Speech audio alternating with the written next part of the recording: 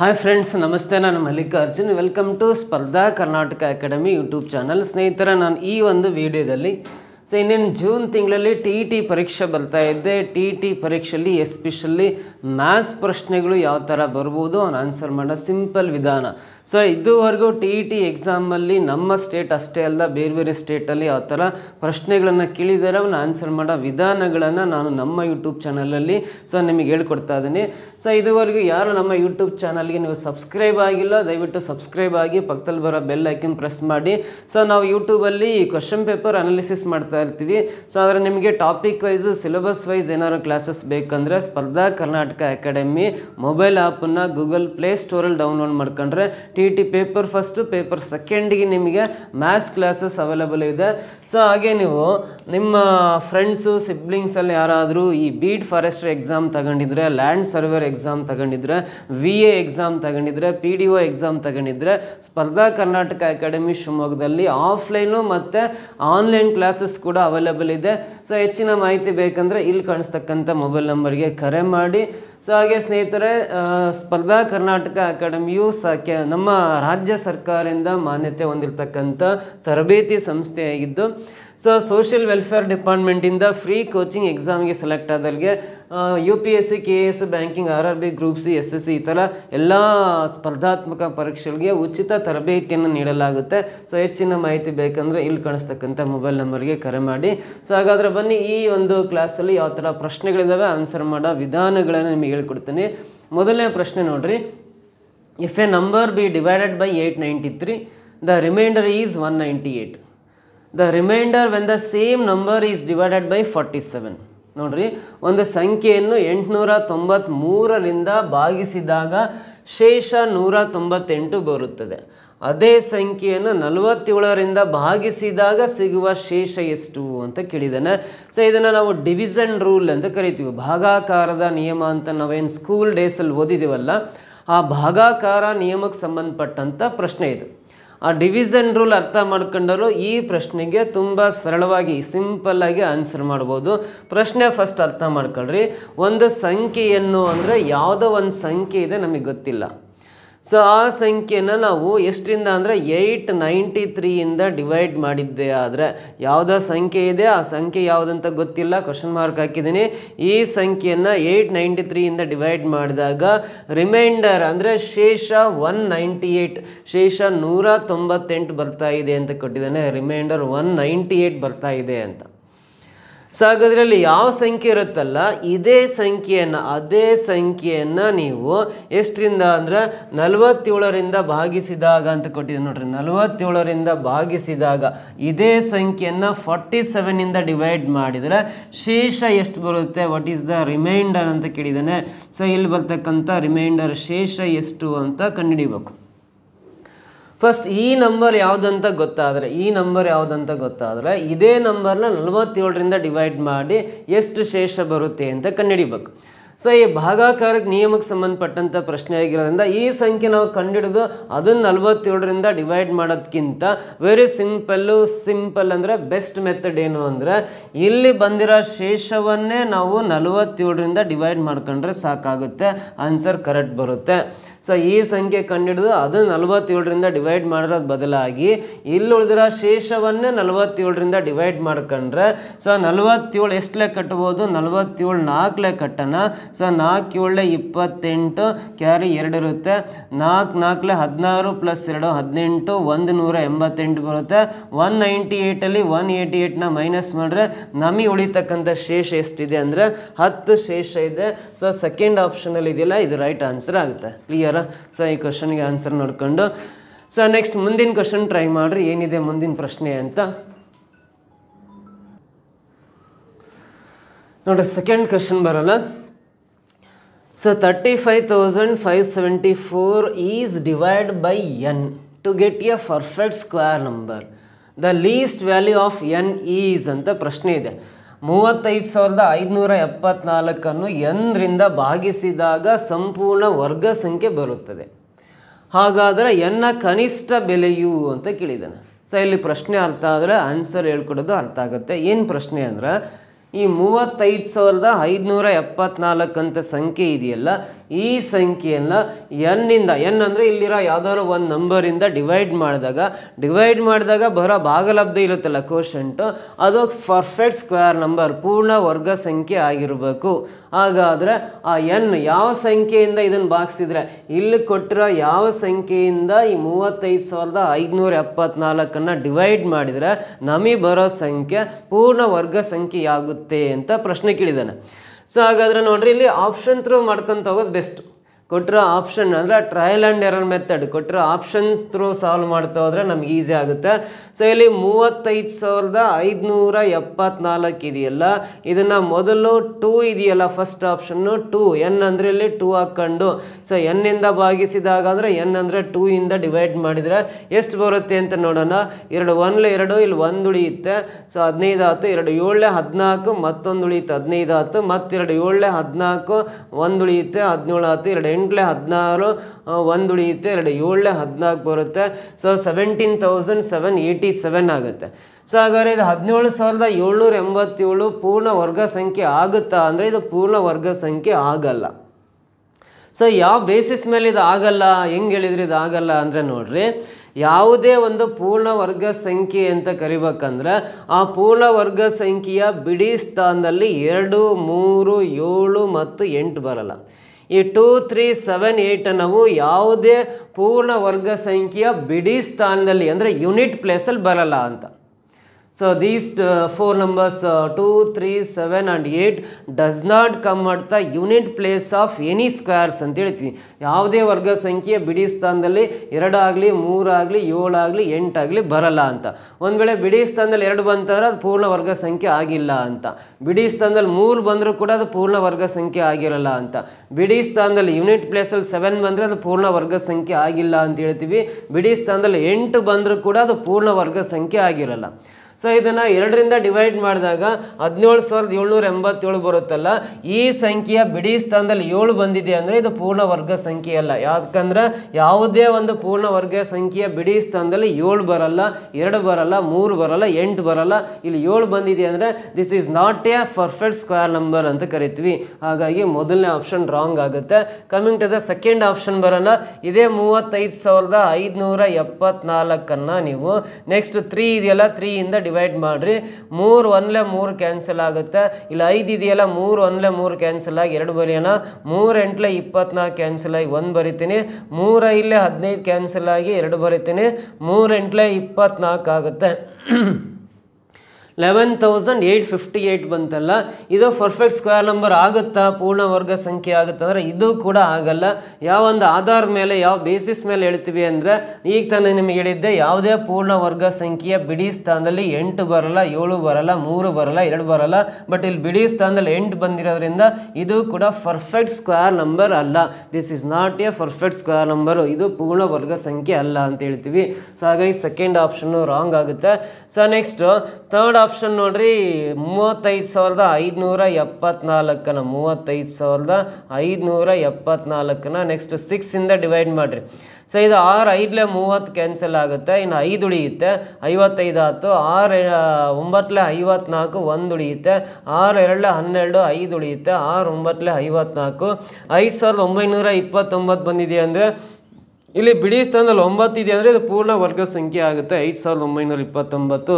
So ಅದರಲ್ಲಿ next 35,574 ಇದೆಯಲ್ಲ, ಇದನ್ನು ನೆಕ್ಸ್ಟ್ 12ರಿಂದ ಡಿವೈಡ್ ಮಾಡೋಣ. 12ರಿಂದ ಬಾಕ್ಸ್ರೆ 12 ಎಷ್ಟಲೆ ಅಂದರೆ 12 2 24. ಸೊ ನೆಕ್ಸ್ಟ್ ಇನ್ನು 11 ಉಳಿಯುತ್ತೆ, 115 ಆಯ್ತು. 12 9 108, 7 ಉಳಿಯುತ್ತೆ. 12 6 72, 5 ಉಳಿಯುತ್ತೆ.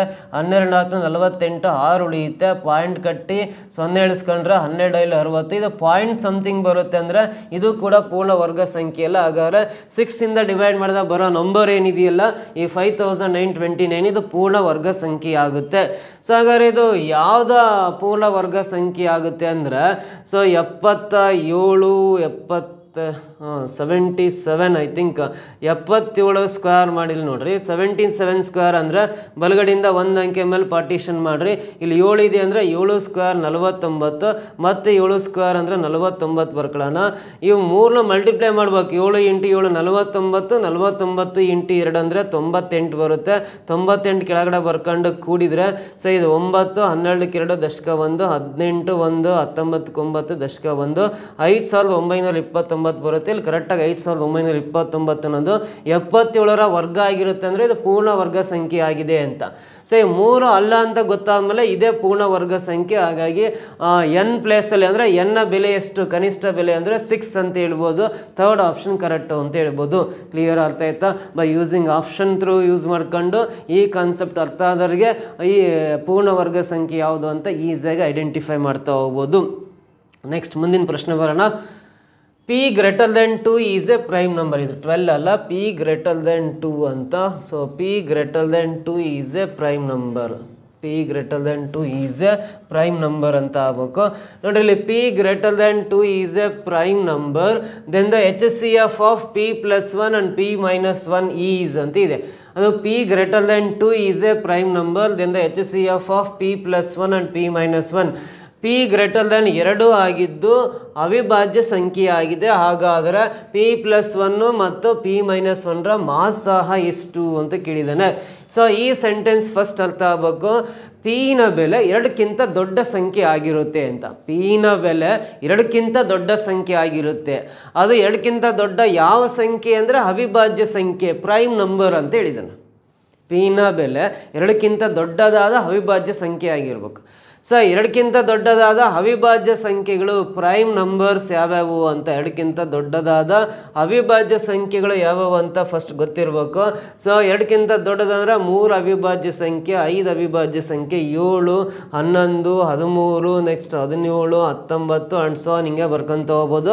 ಅವಿಭಾಜ್ಯ ಸಂಖ್ಯೆ ಪ್ರೈಮ್ ನಂಬರ್ಸ್ ಅಂದರೆ ಬೇರೆ ಸಂಖ್ಯೆಯಿಂದ ಭಾಗ ಆಗದೆ ಇರೋವು ಅಂತ ಕರಿತೀವಿ.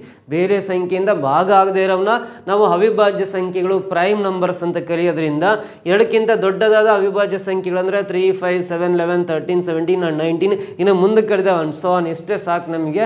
ಸೊ ಒಂದು ಕ್ಲಾರಿಟಿಗೋಸ್ಕರ ಬಲ್ತೇನೆ ಅಷ್ಟೇ. ಅವಿಭಾಜ್ಯ ಸಂಖ್ಯೆಗಳು ಯಾವ್ಯಾವು, 2ಕ್ಕಿಂತ ದೊಡ್ಡದಾದ ಅವಿಭಾಜ್ಯ ಸಂಖ್ಯೆಗಳು Pನ ಬೆಲೆಗಳಾಗಿರುತ್ತೆ ಅಂತ ಹೇಳಿದ್ದಾನೆ. ಸೊ ಹಾಗಾದರೆ P plus 1 P minus 1ರ mass ಸಹ ಎಷ್ಟು, HCF ಎಷ್ಟು, P plus 1 ಹಾಗೆ P minus 1ರ ಮಾಸ್ ಸಹ ಎಷ್ಟು ಅಂತ ಕೇಳಿದ್ದಾನೆ. ಸೊ ನಾವು ಇವಾಗ P = 2ಕ್ಕಿಂತ ದೊಡ್ಡದಾದ ಯಾವುದಾದ್ರೂ ಒಂದು ಅವಿಭಾಜ್ಯ ಸಂಖ್ಯೆ ತಗೊಳ್ಳೋಣ. P ಜಾಗದಲ್ಲಿ 3 ಹಾಕೋಣ. P ಪ್ಲೇಸಲ್ಲಿ 3 ಹಾಕಿದ್ವಿ ಅಂದರೆ ಇಲ್ಲಿ 3 + 1 ಇದು 4 ಆಗುತ್ತೆ. ಇಲ್ಲಿ P minus 1 ಅಂದರೆ 3 - 1 2 ಆಗುತ್ತೆ. ಇವಾಗ 2ಕ್ಕೂ 4ಕ್ಕೂ ಮಾಸ್ ಸಹ ಅಂದರೆ ಇವೆರಡು 2ರಿಂದ ಭಾಗ ಆಗ್ತವೆ. 2 2 4, 2 1 2 ಕ್ಯಾನ್ಸಲ್ ಆಗುತ್ತೆ. ಮತ್ತು ಇವೆರಡು ಸಿಂಗಲ್ ನಂಬರಿಂದ ಡಿವೈಡ್ ಆಗಲ್ಲ. ಇಲ್ಲಿಗೆ ಸ್ಟಾಪ್ ಮಾಡಿ ಯಾವ ಸಂಖ್ಯೆಯಿಂದ ಭಾಗಿಸಿರ್ತೀವಲ್ಲ ಅದೇ ಸಂಖ್ಯೆ ಮಾಸ್ ಸಹ ಆಗಿರುತ್ತೆ. HCF ಅಂದರೆ ಮಾಸ್ ಸಹ 2 ಅಂತ ಬರಿತೀನಿ. ಹಾಗಾದ್ರೆ 3 ಅಷ್ಟೇ ಹಾಕ್ಬೇಕಂತಿಲ್ಲ, ಇಲ್ಲಿ ಯಾವ ಸಂಖ್ಯೆ ಬೇಕಾದರೂ ಹಾಕ್ಬೋದು. ಇವಾಗ ನಾನು P ಪ್ಲೇಸಲ್ಲಿ 5 ಹಾಕ್ತೀನಿ. P = 5 ಅಂತ ತಗೊಂಡ್ರೆ ಏನು ಚೇಂಜಸ್ ಆಗುತ್ತೆ ನೋಡೋಣ. ಸೊ P = 5 ಹಾಕಿದರೆ 5 + 1 6 ಆಗುತ್ತೆ. ಸೊ ಇಲ್ಲಿ 5 - 1 ಅಂದರೆ 4 ಆಗುತ್ತೆ. ಈ 6 ಮತ್ತು 4ಕ್ಕೆ HCF ಅಂದರೆ ಇದು 2 ಮೂಲೆ 6, ಇದು 2 2 4 ಕ್ಯಾನ್ಸಲ್ ಆಗುತ್ತೆ. ಈ 3 2 ಮತ್ತೆ ಸಿಂಗಲ್ ನಂಬರಿಂದ ಡಿವೈಡ್ ಆಗಲ್ಲ. ಇಲ್ಲಿಗೆ ಸ್ಟಾಪ್ ಮಾಡಿ. ಸೊ ಇವುಗಳ ಮಾಸ್ ಸಹ HCF ಅಂದರೆ ಎಷ್ಟು ಬರಿತೀವಿ, 2 ಅಂತ ಬರಿತೀವಿ. ಇದೇ HCF ಮಾಸ್ ಸಹ ಆಗಿರುತ್ತೆ. ಸೊ ಅದೇ ರೀತಿ P = ನೆಕ್ಸ್ಟ್ ಬೇಕಾದ್ರೆ 7 ಇದೆಯಲ್ಲ ಮುಂದಿನ ಅವಿಭಾಜ್ಯ ಸಂಖ್ಯೆ. ಈ 5 ಆದಮೇಲೆ ನೆಕ್ಸ್ಟ್ 7 ಆಯ್ತು ನೋಡ್ರಿ. ಇವೆಲ್ಲವೂ ಚೆಕ್ ಮಾಡೋ ಅವಶ್ಯಕತೆ ಇಲ್ಲ, ನಿಮಗೆ ಕ್ಲಾರಿಟಿ ಸಿಗಲಿ ಅಂತ ಒಂದಿಷ್ಟು ತೋರಿಸ್ಕೊಡ್ತಾ ಇದ್ದೀನಿ ಅಷ್ಟೇ. ಈ P ಪ್ಲೇಸಲ್ಲಿ 7 ಹಾಕಿದ್ರೆ 7 + 1 8 ಆಗುತ್ತೆ ಆ ನಂಬರು. ಸೊ ಇಲ್ಲಿ P - 1 ಅಂದರೆ 7 - 1 ಅಂದರೆ 6 ಆಗುತ್ತೆ. 8 ಮತ್ತು 6ಕ್ಕೆ ನೀವು HCF ಅಂದರೆ 2ರಿಂದ ಡಿವೈಡ್ ಆಗ್ತವೆ. 2 4 8, 2 3 6 ಕ್ಯಾನ್ಸಲ್ ಆಗಿ ಈ 4 3 ಮತ್ತು ಸಿಂಗಲ್ ನಂಬರಿಂದ ಡಿವೈಡ್ ಆಗಲ್ಲ. ಇಲ್ಲಿಗೆ ಸ್ಟಾಪ್ ಮಾಡಿ ಯಾವ ಸಂಖ್ಯೆಯಿಂದ ಡಿವೈಡ್ ಮಾಡಿರ್ತೀರಲ್ಲ ಆ ಸಂಖ್ಯೆನೇ ಮಾಸಾಹ HCF ಆಗಿರುತ್ತೆ. ನೋಡ್ರಿ ಎಲ್ಲ ಥರ ನಾವು ಅಪ್ಲೈ ಮಾಡ್ತಾ ಹೋದ್ರೆ ಎಲ್ಲ ವ್ಯಾಲ್ಯೂಸ್ನ ಇದರಲ್ಲಿ ಹಾಕ್ಕೊಂತ ಹೋಗಿ ಮಾಸಾಹ ಕಂಡಿಡಿದ್ರೆ ಪ್ರತಿಯೊಂದರಲ್ಲೂ ಮಾಸಾಹ ಎರಡೇ ಬರ್ತಾ ಇದೆ, ಬೇರೆ ಸಂಖ್ಯೆ ಚೇಂಜ್ ಆಗ್ತಾ ಇಲ್ಲ ಅಂದ್ರೆ ಸೊ ಇವುಗಳ ಮಾಸಾಹ ಎಷ್ಟು ಅಂತ ಹೇಳ್ಬೋದು ಅಂದ್ರೆ 2 ಅನ್ನೋದು ಮಾಸಾಹ ಆಗಿರುತ್ತೆ. ಈಕ್ವಲ್ ಟು 2 ಬರುತ್ತಲ್ಲ, 4th ಆಪ್ಷನ್ ಇದಕ್ಕೆ ಸರಿ ಉತ್ತರ ಆಗುತ್ತೆ. ಮಾಸಾಹ ಈಕ್ವಲ್ ಟು 2 ಬರುತ್ತೆ. ಬೇಕಾದ್ರೆ ಬೇರೆ ನಂಬರ್ ಹಾಕೊಂಡು ಚೆಕ್ ಮಾಡಿ ನೋಡ್ರಿ. 11 ಹಾಕೊಳ್ರಿ, 11 + 1 12, ಆಮೇಲೆ 10 ಅಂದರೆ ಎಗೇನ್ ಮತ್ತು ಮಾಸಾಹ 2 ಬಿಟ್ಟರೆ ಬೇರೆ ಸಂಖ್ಯೆ ಬರಲ್ಲ. ಈಕ್ವಲ್ ಟು 2 ಅಂತ ನೋಡ್ರಿ, ಮಾಸಾಹ 2ಕ್ಕೆ ಸಮವಾಗಿರುತ್ತೆ ಅಂತ 4th ಆಪ್ಷನ್ ಇದಕ್ಕೆ ಎಕ್ಸಾಕ್ಟ್ ಆನ್ಸರ್ ಆಗಿರುತ್ತೆ. ಗೊತ್ತಾಯ್ತಾ ಈ ಥರ ಪ್ರಶ್ನೆಗಳು ನೋಡ್ರಿ. ನೆಕ್ಸ್ಟ್ ಕ್ವಶನ್ ಬರೋಣ ಇಲ್ಲಿ. The product of 2 whole numbers is 552. The smallest possible sum of these numbers is ಅಂತ ಇದೆ. 2 ಪೂರ್ಣ ಸಂಖ್ಯೆಗಳ ಗುಣಲಬ್ಧ 552 ಆಗಿದೆ. ಹಾಗಾದರೆ ಅವುಗಳ ಕನಿಷ್ಠ ಮೊತ್ತದ ಸಾಧ್ಯತೆಯು ಅಂತಿದೆ. 2 ಪೂರ್ಣ ಸಂಖ್ಯೆಗಳ ಗುಣಲಬ್ಧ ಅಂದರೆ 2 ಸಂಖ್ಯೆಗಳನ್ನು ಗುಣಾಕಾರ ಮಾಡಿದ್ರೆ 552 ಬರುತ್ತೆ ಅಂತ. ಸೊ ಹಾಗಾದ್ರೆ ಯಾವೆರಡು ಸಂಖ್ಯೆಗಳನ್ನು ಗುಣಿಸಿದ್ರೆ 552 ಬರುತ್ತೆ ಅಂದರೆ 552ನ್ನು 1ರಿಂದ ಭಾಗಿಸಿದ್ರೆ ಅದೇ ಬರುತ್ತಲ್ಲ, 552 × 1 ಅಂದರೆ 552 ಬರುತ್ತೆ ಗುಣಲಬ್ಧ. ಇವೆರಡು ಪೂರ್ಣ ಸಂಖ್ಯೆಗಳು. ಇವುಗಳ ಮೊತ್ತ ಅಂದರೆ 552 + 1 ಕೂಡ್ರಿ 553 ಆಗುತ್ತೆ. ಮೊತ್ತ ಬರಿತಾ ಹೋಗೋದಾದ್ರೆ ಇವೆರಡು ಸಂಖ್ಯೆ ಕೂಡ್ರೆ 553 ಆಗುತ್ತೆ. ಇಲ್ಲಿ ಕನಿಷ್ಠ ಮೊತ್ತ ಅಂತ ಕೇಳಿದ್ದಾನೆ. ಸೊ ಇದಕ್ಕಿಂತ 553ಕ್ಕಿಂತ ಕನಿಷ್ಠ ಮೊತ್ತ ಇನ್ನು ಬೇರೆದ್ರಲ್ಲಿ ಬರ್ಬೋದು. ಹಾಗಾಗಿ ಸೊ ಇದನ್ನು 2ರಿಂದ ಡಿವೈಡ್ ಮಾಡಿ ನೋಡ್ರಿ. 2 2 4, 1 ಉಳಿಯುತ್ತೆ. 2 7 14, 1 ಉಳಿಯುತ್ತೆ. 2 6 12 ಕ್ಯಾನ್ಸಲ್ ಆಗಿ 2ರಿಂದ ಭಾಗಿಸಿದೀವಿ ಅಂದರೆ ಇಲ್ಲಿ ಇಂಟು 2 ಮಾಡ್ಕೊಳ್ರಿ. ಅಂದರೆ 276 × 2 ಅಂದರೆ 552 ಆಗುತ್ತೆ. 276 × 2 ಅಂದರೆ ಇವೆರಡನ್ನ ಗುಣಿಸಿದ್ರೆ 552 ಸರಿ ಬರುತ್ತೆ. ಇವೆರಡನ್ನು ಕೂಡಿದಾಗ ಎಷ್ಟು ಬರುತ್ತೆ ಅಂದರೆ 278 ಬರುತ್ತೆ. ಸೊ ನೋಡಿರಿ, ಇದಕ್ಕಿಂತ ಕನಿಷ್ಠ ಬಂತು 278. 278ಗಿಂತ ಏನಾದ್ರು ಕಡಿಮೆ ಬರುತ್ತಾ ಅಂತ ನೋಡೋದಾದ್ರೆ ಇದನ್ನ 3ಯಿಂದ ಡಿವೈಡ್ ಮಾಡಿರಿ. 3ರಿಂದ ಡಿವೈಡ್ ಮಾಡಿರಿ ಅಂದರೆ 3 1 3. ಸೊ ಇಲ್ಲಿ ಎಷ್ಟು ಉಳಿಯುತ್ತೆ ಅಂದರೆ 2 ಉಳಿಯುತ್ತೆ. 3 8 24, 1 ಉಳಿಯುತ್ತೆ. 3 4 12. 184 × 3 ಮಲ್ಟಿಪ್ಲೈ ಮಾಡಿದ್ರೆ 552 ಬರುತ್ತೆ. 184 + 3 ಕೂಡಿದಾಗ 187 ಆಗುತ್ತೆ. ಬಟ್ 187 ಆಪ್ಷನಲ್ಲಿ ಇಲ್ಲ. ನೆಕ್ಸ್ಟ್ ಇದನ್ನು 4ರಿಂದ ಭಾಗಿಸಿದ್ವಿ ಅಂದರೆ 4 1 4, 1 ಉಳಿಯುತ್ತೆ. 4 3 12, 3 ಉಳಿಯುತ್ತೆ. 4 8 32. 138 × 4 ಮಲ್ಟಿಪ್ಲೈ ಮಾಡೋಣ 552 ಆಗುತ್ತೆ. ಸೊ ಇವೆರಡನ್ನ ಕೂಡಿದಾಗ 142 ಬರುತ್ತೆ. ಮೊತ್ತ 142 ಆಪ್ಷನಲ್ಲಿ ಇಲ್ಲ. ನೆಕ್ಸ್ಟು ಇದನ್ನು 5ರಿಂದ ಡಿವೈಡ್ ಆಗಲ್ಲ, 6ರಿಂದ ಡಿವೈಡ್ ಆಗುತ್ತೆ ಅನ್ನೋ ಚೆಕ್ ಮಾಡಿರಿ. 6 8 48. ಸೊ 6 9 6ರಿಂದ ಡಿವೈಡ್ ಆಗುತ್ತೆ. ಸೊ ಇದು 6 9 54. ಇನ್ನು ಎಷ್ಟು ಉಳಿಯುತ್ತೆ ಅಂದರೆ 1 ಉಳಿಯುತ್ತೆ. 6 2 12. 92 × 6 ಅಂದರೆ 552 ಆಗುತ್ತೆ.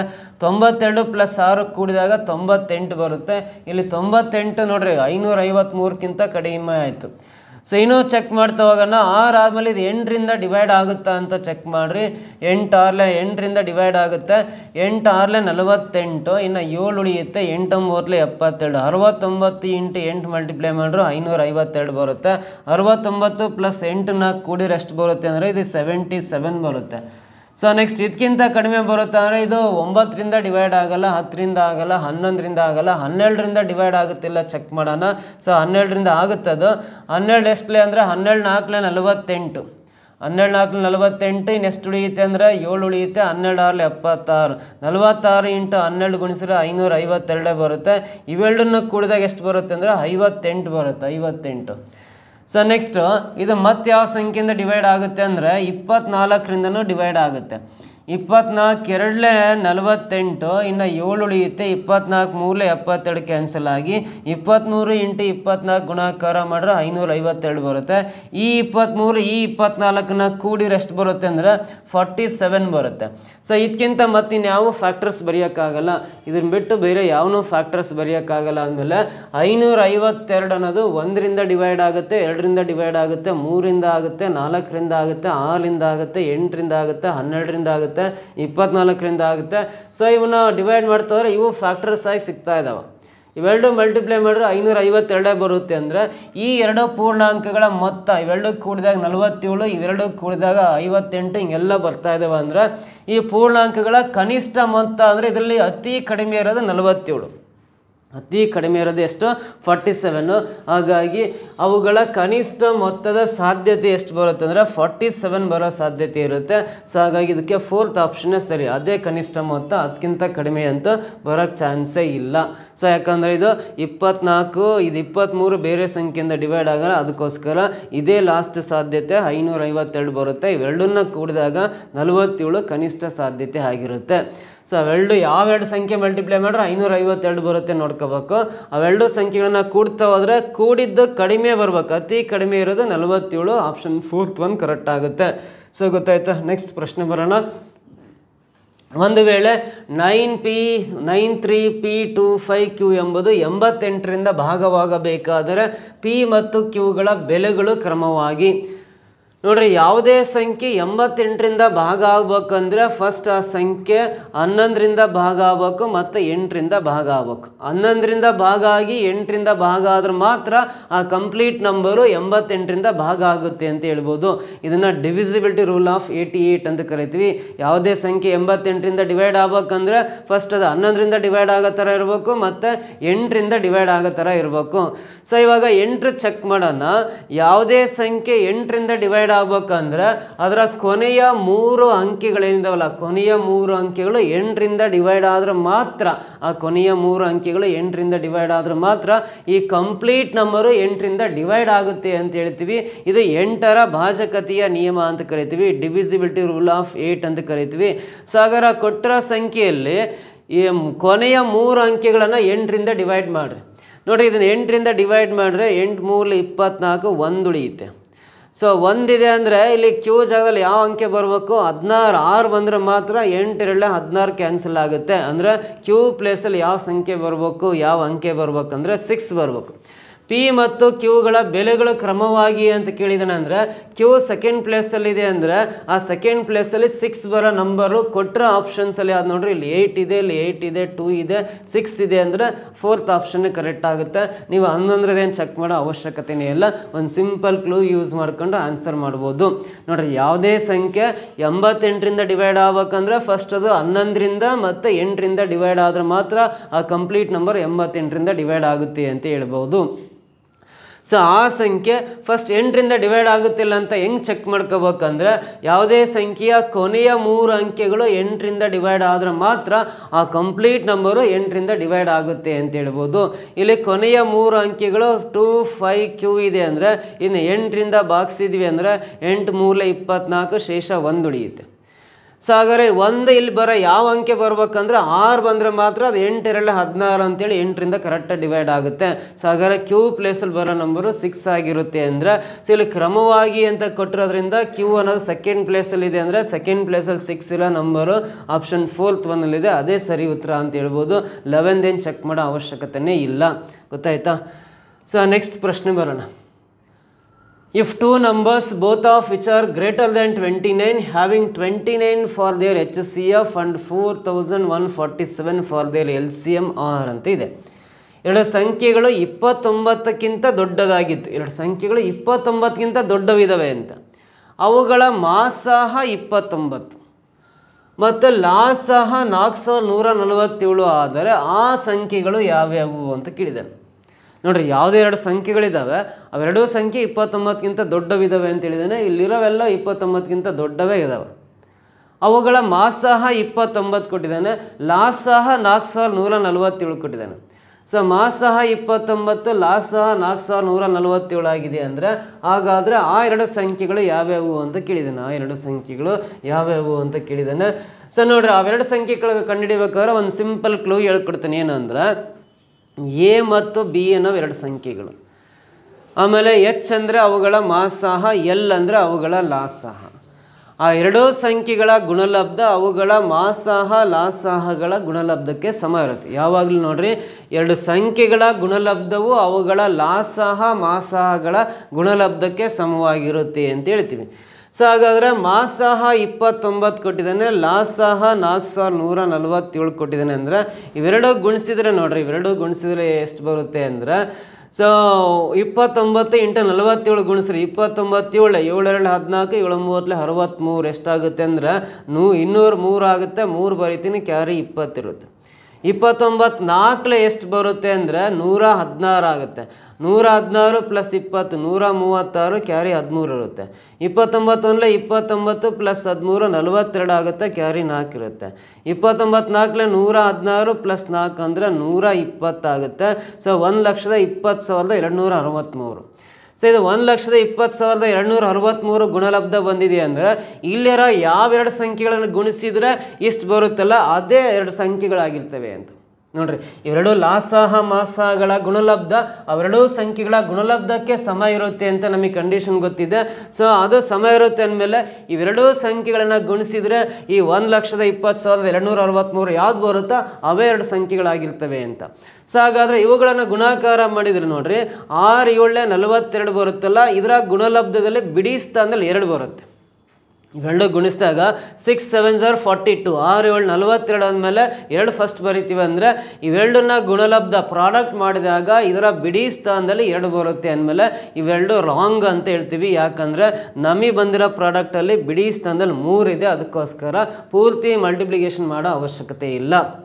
ಇವಾಗ ನೋಡ್ರಿ 7 9 63 3 ಬರ್ತಾ ಇದೆ ಅಂದರೆ ಇದು ಸರಿ ಇರ್ಬೋದು, ಅದೇ ಡೆಫಿನೆಟ್ ಅಂತೇಳಲ್ಲ, ಸರಿ ಇರ್ಬೋದು. ಇಲ್ಲಿ 1 3 3 ಬರುತ್ತೆ, ಇದರ ಬಿಡಿ ಸ್ಥಾನದಲ್ಲಿ 3 ಇದೆ ಅಂದರೆ ಇದು ಸರಿ ಇರ್ಬೋದು, ಇದು ಸರಿ ಇರ್ಬೋದು. ಇಲ್ಲಿ 9 1 9 ಬರುತ್ತೆ, ಬಿಡಿ ಸ್ಥಾನದಲ್ಲಿ 9 ಬಂದಿದೆ ಅಂದರೆ ಇದು wrong. First one wrong, fourth one wrong ಅಂದಮೇಲೆ ನಮಗೆ ಆನ್ಸರು ಸೆಕೆಂಡ್ ಒನ್ನು ಅಥವಾ ಥರ್ಡ್ ಒನ್ ಇರುತ್ತೆ. ಇಲ್ಲಿ ಸೆಕೆಂಡ್ ಒನ್ಗೆ ಅಥವಾ ಥರ್ಡ್ ಒನ್ಗೆ ಯಾವ್ದಾದ್ರು ಒಂದಕ್ಕೆ ನಾವು ಲಾಸ್ ಸಹ ಕಂಡಿಡ್ಕೊಳ್ಳೋಣ ಅಥವಾ ಅವೆರಡು ಗುಣಿಸಿ ನೋಡೋಣ. ಸೊ ಯಾವಾದರೂ ಗುಣಿಸೋಣ. ಥರ್ಡ್ ಒನ್ ಮಲ್ಟಿಪ್ಲೈ ಮಾಡ್ತೇನೆ ನಾನು, 203 × 261 ಮಲ್ಟಿಪ್ಲೈ ಮಾಡ್ತೇನೆ. ಸೊ ಇಲ್ಲಿ 203 1 203 ಕ್ಯಾರಿ 20 ಇರುತ್ತೆ. 203 6 ಮಾಡೋಣ, 1618 1218 + 20 ಅಂದರೆ 1238 ಆಗುತ್ತೆ. ಇಲ್ಲಿ 8 ಬಂದಿದೆ, ಇಲ್ಲಿ 2ನೇ ಪ್ಲೇಸಲ್ಲಿ 6 ಇದೆ ಅಂದರೆ ಇದು ಕೂಡ ರಾಂಗು. ಸೊ ಹಾಗಾಗಿ ಸೆಕೆಂಡ್ ಆಪ್ಷನ್ ಕರೆಕ್ಟ್. 319 377 ಗುಣಿಸ್ರೆ ಇಷ್ಟೇ ಬರುತ್ತೆ, 1,20,263 ಬರುತ್ತೆ ಅಂದಮೇಲೆ ಸೆಕೆಂಡ್ ಆಪ್ಷನ್ ಅವೆರಡು ಸಂಖ್ಯೆಗಳು ಅಂತ ಹೇಳ್ಬೋದು. ಇವೆರಡು ಮಲ್ಟಿಪ್ಲೈ ಮಾಡಿದ್ರೆ 203 × 1 ಅಂದರೆ 203 ದಶಕ 20 ಇರುತ್ತೆ. 203 6 ಮಾಡಿದ್ರೆ 6 2 12 6 3 18 1218 + 20 ಅಂದರೆ 1238ಕ್ಕೆ 8 ಬರಿತೀವಿ. ಇಲ್ಲಿ 10 ಸ್ಥಾನದಲ್ಲಿ 6 ಇದೆ ಅಂದರೆ ಸೊ ಇದು ಕೂಡ ರಾಂಗ್ ಆಗುತ್ತೆ.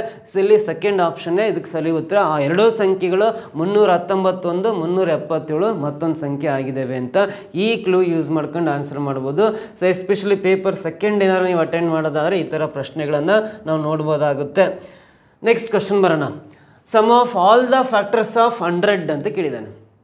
100ರ ಎಲ್ಲ ಅಪವರ್ತನಗಳ ಮೊತ್ತ ಎಷ್ಟು ಅಂತ ಕೇಳಿದ್ದೇನೆ. 100ರ ಎಲ್ಲ ಅಪವರ್ತನಗಳ ಮೊತ್ತ ಅಂದರೆ ಈ 100 ಅನ್ನೋ ಸಂಖ್ಯೆ ಯಾವ ಸಂಖ್ಯೆಯಿಂದ ಡಿವೈಡ್ ಆಗುತ್ತೆ? 1ರಿಂದ ಡಿವೈಡ್ ಆಗುತ್ತೆ, ಆಮೇಲೆ 2ರಿಂದ ಡಿವೈಡ್ ಆಗುತ್ತೆ, 3ರಿಂದ ಆಗಲ್ಲ, 4ರಿಂದ ಡಿವೈಡ್ ಆಗುತ್ತೆ, 5ರಿಂದ ಭಾಗ ಆಗುತ್ತೆ, 6ರಿಂದ ಆಗಲ್ಲ, 7ರಿಂದ ಆಗಲ್ಲ, 8ರಿಂದ ಆಗಲ್ಲ, 9ರಿಂದ ಆಗಲ್ಲ, 10ರಿಂದ ಭಾಗ ಆಗುತ್ತೆ.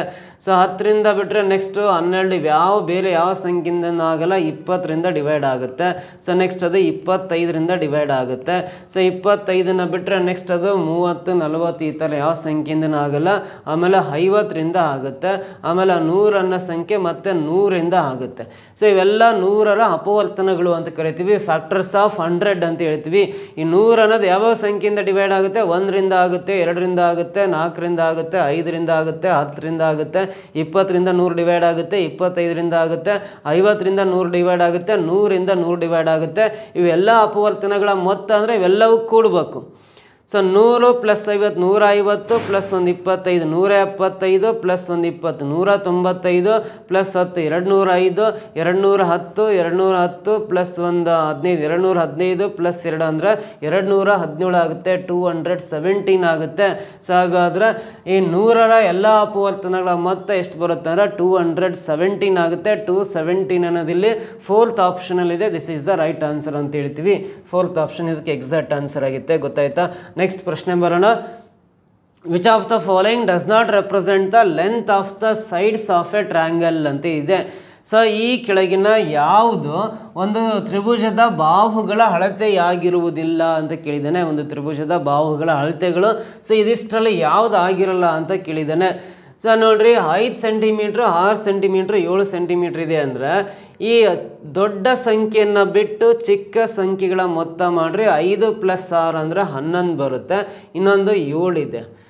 ನೆಕ್ಸ್ಟ್ ಇಲ್ಲಿ ದೊಡ್ಡ ಸಂಖ್ಯೆ ಬಿಟ್ಟು ಚಿಕ್ಕವು 2 ಕೂಡ 2 + 5 ಅಂದರೆ 7 ಬರುತ್ತೆ. ಇನ್ನೊಂದು 6 ಇದೆ.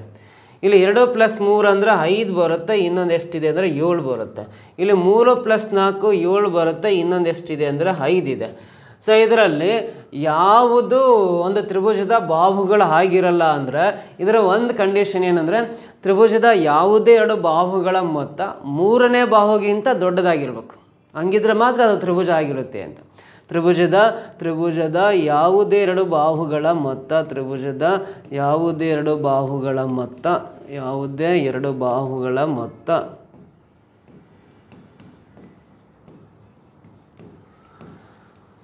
3ನೇ ಬಾಹುಗಿಂತ ದೊಡ್ಡದಾಗಿರ್ಬೇಕು. 3ನೇ ಬಾಹುಗಿಂತ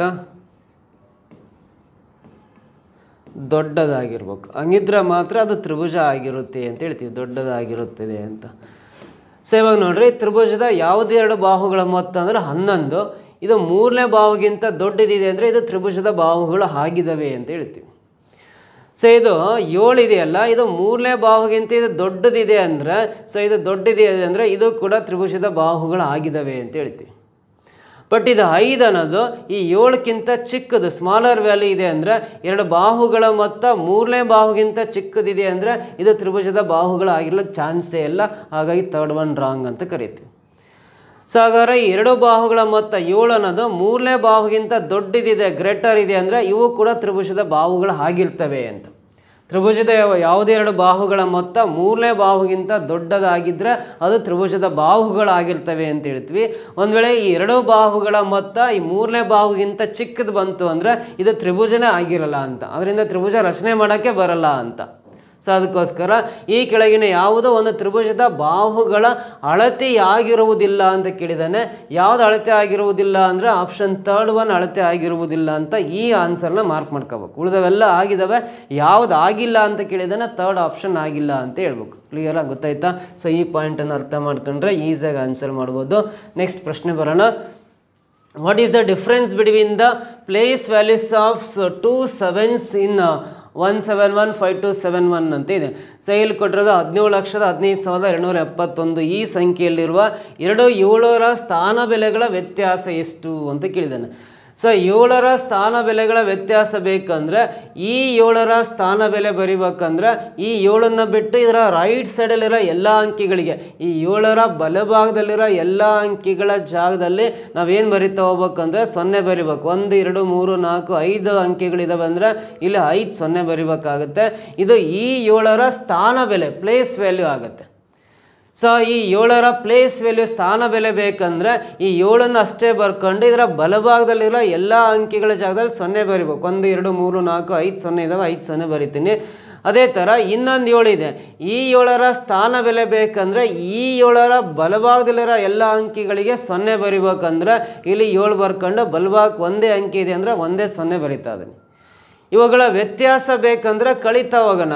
0 0 ಅವರ 0 0 7 ಆಗಲ್ಲ. ದಶಕ ತಗೊಂಡ್ರೆ 10ರಲ್ಲಿ 7 ಕಳೆದ್ರೆ 3 ಬರುತ್ತೆ. ಇಲ್ಲಿ 9 ಉಳಿಯುತ್ತೆ, ಇಲ್ಲಿ 9 ಉಳಿಯುತ್ತೆ. ಸೊ ಇಲ್ಲಿ 9 ಉಳಿಯುತ್ತೆ. ಇಲ್ಲಿ 1 ದಶಕ ಕೊಟ್ಟಿದ್ದೀವಿ ಅಂದರೆ 6 ಉಳಿಯುತ್ತೆ. 699,930 ಬರುತ್ತೆ. 699,930 ಅಂದರೆ ಅಥವಾ 699,930 ಅಂತ ಫಸ್ಟ್ ಆಪ್ಷನಲ್ಲಿ ಇದೆಯಾ, ಅದೇ ಸರಿ ಉತ್ತರ ಆಗುತ್ತೆ. 7ರ ಸ್ಥಾನ ಬೆಲೆಗಳ ವ್ಯತ್ಯಾಸ ಅಷ್ಟು ಬರ್ತಾ ಇದೆ. ಕ್ಲಿಯರಾಗಿ ಗೊತ್ತಾಯ್ತಾ? ಸೊ ನೆಕ್ಸ್ಟ್ ಪ್ರಶ್ನೆ ಬರೋಣ. The proper sequence of the names of the 3 angles 220 degree 180 degree and 75 degree is ಅಂತ. ಇಲ್ಲಿ 3 ಕೋನಗಳ ಅಳತೆಗಳು ಕೊಟ್ಟಿದ್ದಾನೆ. ಈ ಕೋನಗಳ ಹೆಸರುಗಳನ್ನು ಕ್ರಮವಾಗಿ ಯಾವ್ಯಾವ ಸರಿ ಅಂತ ಹೇಳ್ತಾ ಹೋಗ್ಬೇಕು. ನೋಡ್ರಿ, 220 ಡಿಗ್ರಿ ಇತ್ತು ಅಂದರೆ 220 ಡಿಗ್ರಿ ಇತ್ತು ಅಂದರೆ ಇದಕ್ಕೆ ಎಂಥ ಕೋನ ಅಂತ ಕರಿತೀವಿ ಅಂದರೆ ನಾವು ಕನ್ನಡದಲ್ಲಿ ಇದನ್ನು ಸರಳಾಧಿಕ ಕೋನ ಅಂತ ಕರಿತೀವಿ. ಸರಳಾಧಿಕ ಕೋನ ಅಂದರೆ ಗೊತ್ತಿರ್ಬೇಕು ನಿಮಗೆ, 180 ಡಿಗ್ರಿಗಿಂತ ಹೆಚ್ಚು, 180 ಡಿಗ್ರಿಗಿಂತ ಹೆಚ್ಚು, 360ಕ್ಕಿಂತ ಕಡಿಮೆ, 360 ಡಿಗ್ರಿಗಿಂತ ಕಡಿಮೆ ಇರ್ತಕ್ಕಂಥ ಕೋನವನ್ನು ನಾವು ಸರಳಾಧಿಕ ಕೋನ ಅಂತ ಕರಿತೀವಿ. ಅದಕ್ಕೆ ರಿಫ್ಲೆಕ್ಸ್ ಆ್ಯಂಗಲ್ ಅಂತ ಕರಿತೀವಿ. ನೋಡ್ರಿ, ಸರಳ ಸರಳಾಧಿಕ ಕೋನ ಅಂದರೆ 180ಕ್ಕಿಂತ ಹೆಚ್ಚು 360ಕ್ಕಿಂತ ಕಡಿಮೆ ಇದ್ದರೆ ಅದು ಸರಳಾಧಿಕ ಕೋನ, ರಿಫ್ಲೆಕ್ಸ್ ಆ್ಯಂಗಲ್ ಅಂತ ಕರಿತೀವಿ ಇಂಗ್ಲೀಷಲ್ಲಿ. ಸೊ ಇದು 220 ಇದೆ ಅಂದರೆ 180ಕ್ಕಿಂತ ಹೆಚ್ಚಿರೋದ್ರಿಂದ ಇದು ಸರಳಾಧಿಕ ಕೋನ, ರಿಫ್ಲೆಕ್ಸ್ ಆ್ಯಂಗಲ್ ಅಂತ ಕರಿತೀವಿ. ಸೊ ಅದೇ ರೀತಿ ನಾವು ಸೆಕೆಂಡ್ ಒನ್ನು 180 ಡಿಗ್ರಿ ಇದೆಯಲ್ಲ, 180 ಡಿಗ್ರಿ ಎಕ್ಸಾಕ್ಟ್ ಇದೆ ಅಂದರೆ ಅದನ್ನ ಸರಳ ಕೋನ ಅಂತ ಕರಿತೀವಿ, ಸರಳ ಕೋನ ಅಂತ ಕರಿತೀವಿ. ಇಂಗ್ಲೀಷಲ್ಲಿ ನಾವು ಸ್ಟ್ರೈಟ್ ಆ್ಯಂಗಲ್ ಅಂತ ಕರಿತೀವಿ. ಯಾವಾಗಲೂ ನೋಡ್ರಿ 180 ಡಿಗ್ರಿಗೆ ಸಮವಾಗಿರೋ ಕೋನವನ್ನು, 180 ಡಿಗ್ರಿಗೆ ಸಮವಾಗಿರೋ ಕೋನವನ್ನು ನಾವು ಸರಳ ಕೋನ ಅಂತ ಕರಿತೀವಿ, ಸ್ಟ್ರೈಟ್ ಆ್ಯಂಗಲ್ ಅಂತ ಕರಿತೀವಿ ಇಂಗ್ಲೀಷಲ್ಲಿ. ಸೊ ನೆಕ್ಸ್ಟ್ 75 ಡಿಗ್ರಿ ಇದೆಯಲ್ಲ, ಈ 75 ಡಿಗ್ರಿಗೆ ಎಂಥ ಕೋನ ಅಂತ ಕರಿತೀವಿ ಅಂದರೆ 0 ಡಿಗ್ರಿಗಿಂತ ಹೆಚ್ಚು 0 ಡಿಗ್ರಿಗಿಂತ ಹೆಚ್ಚು 90 ಡಿಗ್ರಿಗಿಂತ ಕಡಿಮೆ ಇರತಕ್ಕಂಥ ಕೋನವನ್ನು, 0 ಡಿಗ್ರಿಗಿಂತ ಹೆಚ್ಚು 90 ಡಿಗ್ರಿಗಿಂತ ಕಡಿಮೆ ಇರೋ ಕೋನವನ್ನು ನಾವು ಲಘು ಕೋನ ಅಂತ ಕರಿತೀವಿ, ಲಘು ಕೋನ ಅಂತ ಕರಿತೀವಿ. ಇಂಗ್ಲೀಷಲ್ಲಿ ಇದನ್ನು ಅಕ್ಯೂಟ್ ಆ್ಯಂಗಲ್ ಅಂತ ಹೇಳ್ತೀವಿ, ಅಕ್ಯೂಟ್ ಆ್ಯಂಗಲ್ ಅಂತ ಕರೆಯೋದ್ರಿಂದ. ಸೊ ಇಲ್ಲಿರೋ 3 ಕೋನಗಳ ಹೆಸರುಗಳು ಯಾವ್ಯಾವು ಅಂತ ಗೊತ್ತಾಯ್ತು ನಿಮಗೆ. ಒಂದು ಸರಳಾಧಿಕ ಕೋನ, ಎರಡನೇ ಸರಳ ಕೋನ, ಮತ್ತು ಮೂರನೇದು ಲಘು ಕೋನ. ಈ ಆರ್ಡರ್ ವೈಸಲ್ಲೇ ಇರಬೇಕು, ಈ ಆರ್ಡರ್ ವೈಸಲ್ಲೇ ಇರ್ತಕ್ಕಂಥ ಕೋನದ ಹೆಸರು ಯಾವುದು ಅಂತ ಕೇಳಿದ್ದಾನೆ ಹೆಸರುಗಳನ್ನು.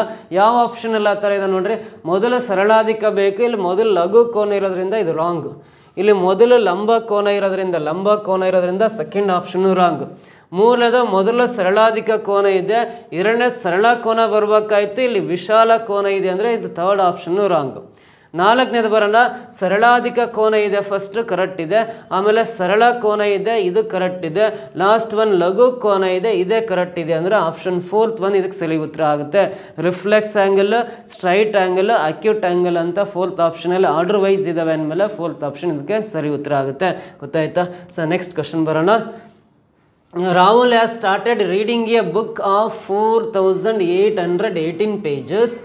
In 3 consecutive days, he reads 24/73 part, 34/219 part and 23/146 part of the book respectively. The number of pages of the book left for reading is ಅಂತ ಕ್ವಶನ್ ಕೇಳಿದ್ದಾನೆ. ಸೊ ಇಲ್ಲಿ ನೋಡ್ರಿ, ರಾಹುಲನು 4818 ಪುಟಗಳನ್ನು ಹೊಂದಿರುವ ಪುಸ್ತಕವನ್ನು ಓದಲು ಆರಂಭಿಸುತ್ತಾನೆ.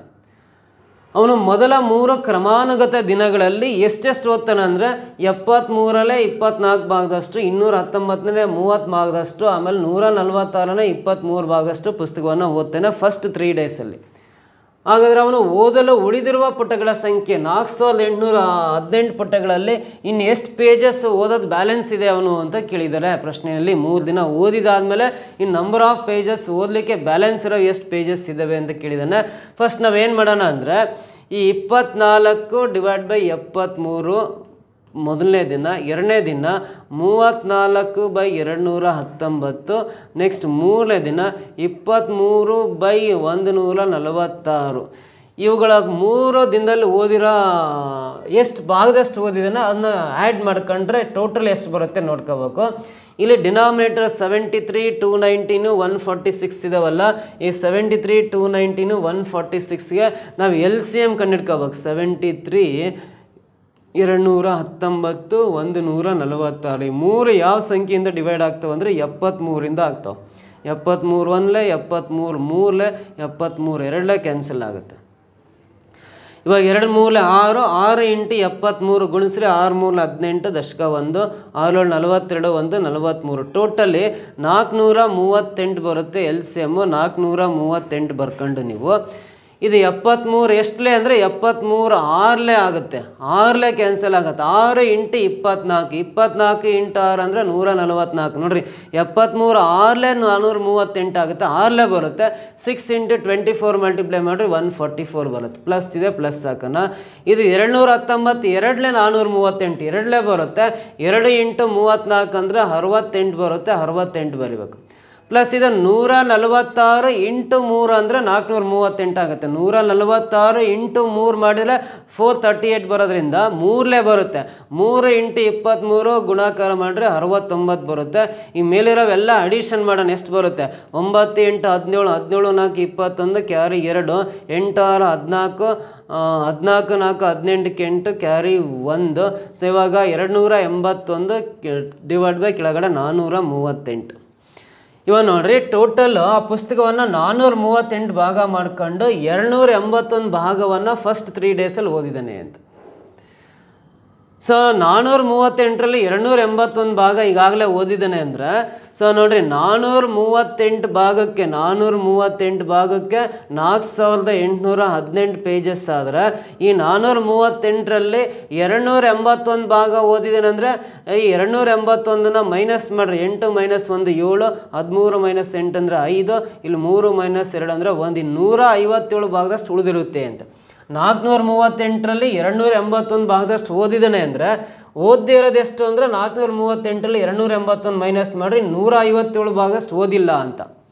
ಸೊ ಹಾಗಾದರೆ 438 ಟೋಟಲ್ 438 ಭಾಗಕ್ಕೆ 4818 ಪೇಜಸ್ ಆದರೆ ಇನ್ನು ಓದೋದು ಉಳಿದಿರೋದು 157 ಭಾಗದಷ್ಟಿಗೆ ಎಷ್ಟು ಪೇಜಸ್ ಬರುತ್ತೆ ಇಂಟು 157 ಬರ್ಕೊಂಡು ಸಿಂಪ್ಲಿಫೈ ಮಾಡಿರಿ ಎಷ್ಟು ಬರುತ್ತೆ ನೋಡೋಣ.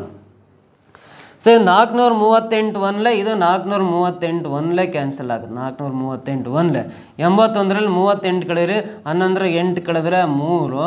ಸೊ ನೆಕ್ಸ್ಟು 5 3 ಕಳೆದ್ರೆ 2 ಬರುತ್ತೆ.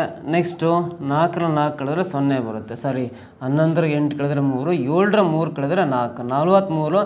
ಇಲ್ಲಿ 8 ಇದೆ ಅಂದರೆ 438 ಆಗುತ್ತೆ. ಮತ್ತು 438 ಒನ್ಲೆ 157 ಇಂಟು 11 ಮಲ್ಟಿಪ್ಲೈ ಮಾಡಿರಿ. 11 7 77 ಕ್ಯಾರಿ 7, 11 55 7 62 ಕ್ಯಾರಿ 2, 11 11 ಪ್ಲಸ್ 6 ಅಂದರೆ 17 ಬರುತ್ತೆ.